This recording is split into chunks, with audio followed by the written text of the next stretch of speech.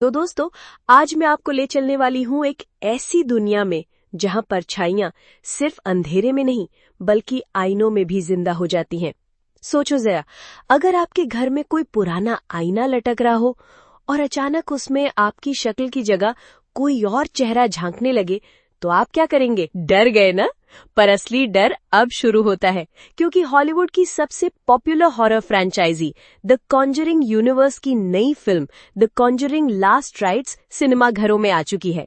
और ये फिल्म सिर्फ एक मूवी नहीं बल्कि एक ऐसा सफर है जो आपको आपके बगल की सीट पकड़ने पर मजबूर कर देगा। कहते हैं कि ये इस यूनिवर्स की 9वीं और शायद आखिरी फिल्म है, यानी कि अब एड और लोरेन वॉरन की दास्तान अपने एंड तक पहुंच रही है। लेकिन सवाल ये है कि क्या ये एंड हमें सुकून देगा या फिर ये डर हमारे सपनों तक पीछा करेगा? इस बार कहानी घूमती है एक हॉन्टेड मिरर यानी भूतिया आईने के इर्द गिर्द, जो सिर्फ आपका चेहरा नहीं बल्कि आपकी आत्मा तक निगल सकता है। और इस आईने से टकराने वाली फैमिली है द स्मर्ल्स, जो अनजाने में अपने घर में मौत और डर का दरवाजा खोल बैठते हैं। अब सोचो, एक तरफ एक मासूम परिवार जो इस आईने से छुटकारा पाना चाहता है, और दूसरी तरफ हमारे पुराने और बहादुर पैरानॉर्मल इन्वेस्टिगेटर्स एड और लोरेन वॉरन, जो रिटायरमेंट से बाहर आकर एक बार फिर अंधेरे की ताकतों से भिड़ने वाले हैं। लेकिन ट्विस्ट ये है कि इस बार खतरा सिर्फ स्मर्ल फैमिली तक सीमित नहीं बल्कि सीधे सीधे वॉरन फैमिली की बेटी जूडी तक पहुंचता है। और दोस्तों, जब डर घर तक आ जाए तो लड़ाई और भी पर्सनल हो जाती है।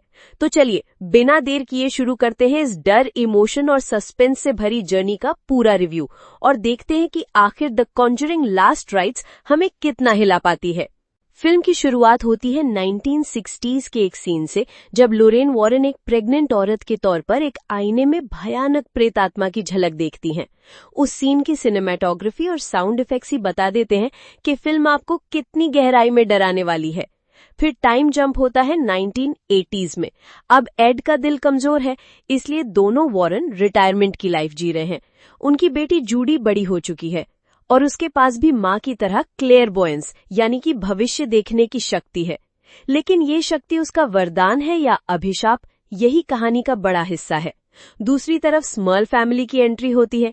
एक प्यारा सा मिडिल क्लास घर, 4 बेटियां, दादा दादी, मम्मी पापा, और इस परिवार में एंट्री होती है एक पुराना आईना, और यही आईना उनके घर को कब्रगाह बना देता है। धीरे धीरे परिवार अजीब अजीब घटनाओं का शिकार होने लगता है। कोई खून उल्टी कर रहा है, तो कोई आईने में अपने शरीर का दूसरा रूप देख रहा है, तो कोई सुनसान कमरे में कदमों की आहट सुन रहा है। जब हालात काबू से बाहर हो जाते हैं तो चर्च और मीडिया से मदद मांगी जाती है, लेकिन फायदा नहीं होता। और तभी एंट्री होती है हमारे पुराने हीरोज की, एड और लोरेन वॉरन की। पर मजा ये है कि ये केस उतना सीधा नहीं है जितना दिखता है। ये आईना सिर्फ एक परिवार को नहीं बल्कि वॉरन की अपनी बेटी जूडी को भी जकड़ना चाहता है, यानी कि डर का असली टारगेट अब उनके घर तक पहुंच चुका है।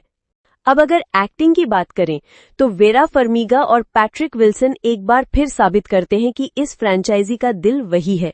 उनकी ऑन स्क्रीन केमिस्ट्री इतनी असली लगती है कि आप डर के बीच भी उनकी इमोशनल बॉन्डिंग महसूस करेंगे। मिया टॉमलिंसन यानी कि जूडी का किरदार भी काफी मजबूत दिखता है। उसका शादी वाला सीन, जहां वो मिरर रूम में अकेली होती है और हर आईने में उसका अलग रूप नजर आता है, उफ, वो सीन तो सीधे रोंगटे खड़े कर देता है।